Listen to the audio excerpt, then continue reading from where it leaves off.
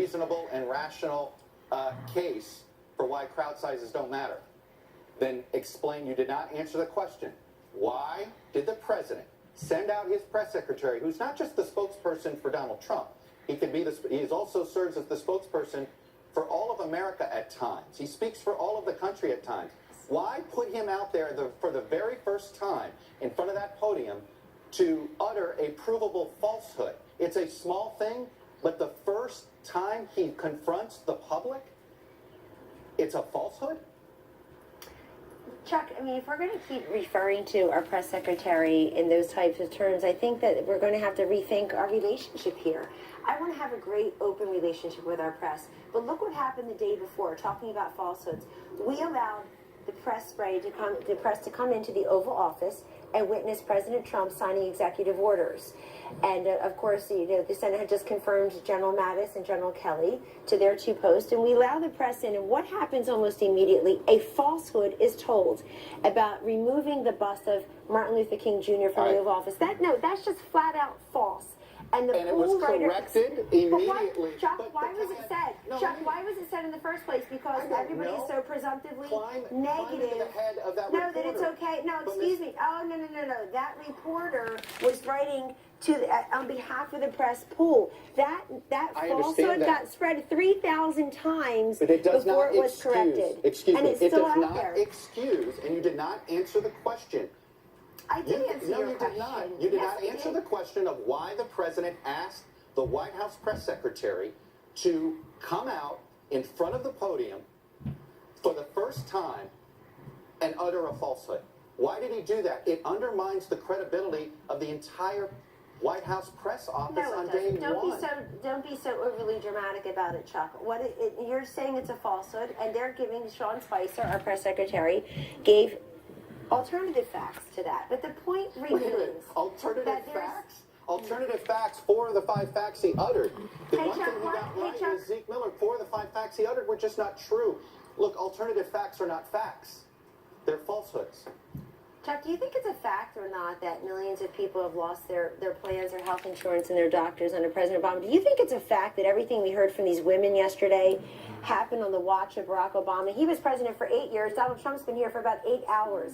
Do you think it's a fact that millions of women, 16.1 million women, as I stand here before you today, are in poverty along with their kids? Do you think it's a fact that millions don't have health care? Do you think it's a fact that we spent billions of dollars on education in the last 8 years only to have millions of kids still stuck in schools that fail them every single day?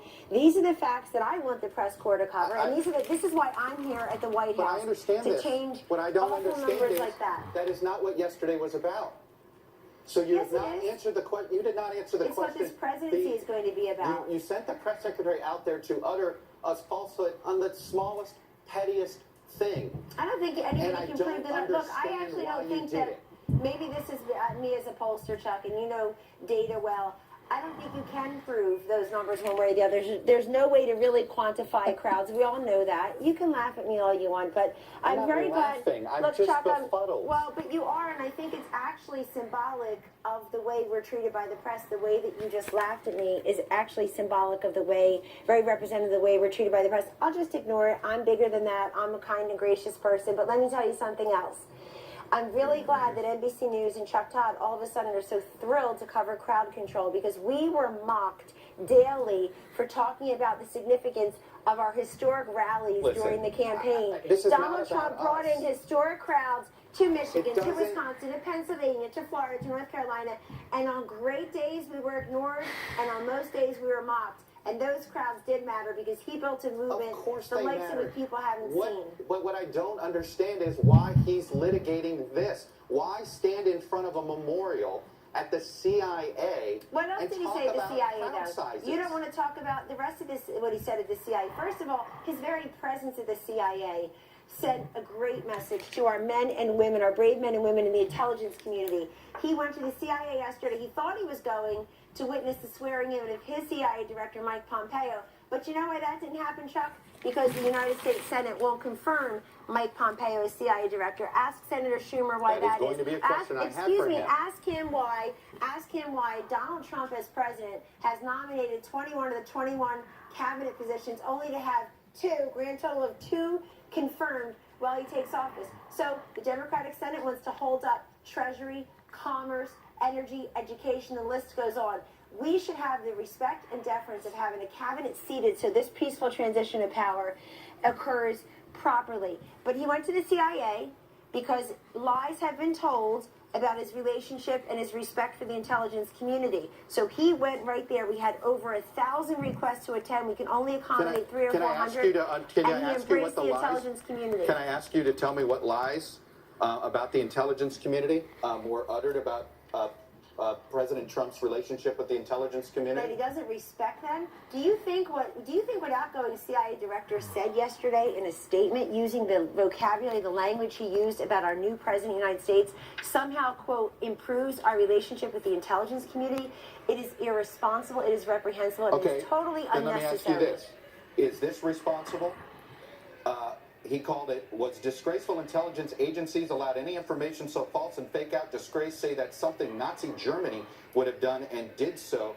Disgrace, that was on January 11th. Was it right to compare the intelligence community with Nazi Germany? What's not right, Chuck, is that the day before, you had people releasing a dossier full of junk and lies and fake news. And why did they release the dossier? Because people knew that Russian hacking was fading from you as an election. It had been totally dismissed as having any credibility or nexus towards our election results. Hillary Clinton lost that election fairly and squarely, basically running on the same messages we heard here yesterday in Washington, D.C. and elsewhere. I heard like a repeat. It was this awful sequel, as awful as the original. We just litigated all this in the campaign. They came to Washington and said the same thing. President Trump is very concerned about the leaks that have occurred, and very concerned that people would really denigrate the respect that he has for men and women of the intelligence community. Why don't you go back to his statement on Friday, January 6th, after he had an intelligence briefing that he and Vice President Pence won't talk about because it's top secret, and they won't leak about it because you're not supposed to. They're protecting our intelligence, and they're protecting the security of people like you. I go back to a question that you continue to deflect. Why was it necessary to send out the press secretary on his first day in office to utter a provable falsehood that now calls into question everything the press secretary will say from here on out? It will for many Americans. No, it doesn't. You want them to hear that. You want them to hear that I'm not answering your questions, which I'm doing. You want them to hear that they can't trust our press secretary. I think that is a very dangerous statement to me. What was the motive to have this ridiculous litigation of crowd size? And now you're casting it, and that your job is not to give your opinion, Chuck. Respectfully, your job is not to call things ridiculous that are said by our press secretary and our president. That's not your job. You're supposed to be a news person. You're not an opinion columnist. Can you please answer the question? Why did he do this? You have not answered it. I'll answer it this way. I'll answer it this way. Think about what you just said to your viewers. That's why we feel compelled to go out and clear the air and put alternative facts out there. It's a political tactic to come up with alternative facts and try to set up the press as your enemy? No, I didn't say that at all, and that's not why I'm here in this building. I'm here because of all the provable, quantifiable facts, because of the devastation and destruction in our schools, with our health care, in our economy, with our small business owners, and yes, certainly with terrorism, our infrastructure. This guy's going to do so much in the first week. He's going to talk to Prime Minister Benjamin Netanyahu today about the Middle East, about Iran. He's going to end the week receiving Prime Minister Theresa May from the UK here, his first foreign leader to be received here. They're going to help renegotiate U.S.-UK trade. But you want to talk about things the media doesn't want to cover. You totally missed Brexit and Theresa May. You totally missed Trump's campaign. You want to talk about provable facts. You've missed it all along. America doesn't really...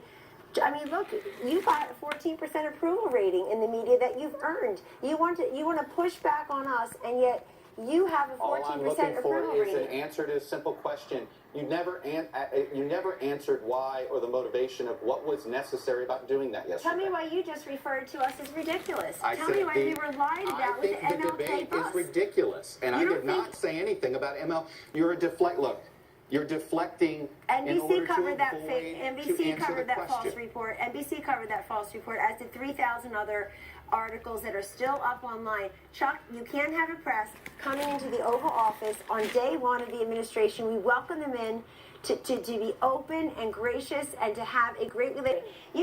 We can't have this kind of relationship. I completely agree, but Well, I'm sitting here trying to answer basic questions, and you're trying to attack me with some. I'm not attacking with you. some You weird attacked us. Twitter That's feed, ridiculous. with some weird Twitter feed that you guys are obsessed with. Look, I'm going to have to leave it there. You have another interview to go to. I have a rest of the show to go to. Kellyanne Conway, I Yeah, appreciate you ask Chuck coming on to Schumer share why your we don't views. ask Chuck Schumer why we don't have cabinet secretaries approved. We nominated 21. They've approved 2. I will, among the questions I have for him. Thank you. This was the largest audience to ever witness an inauguration, period, both in person and around the globe.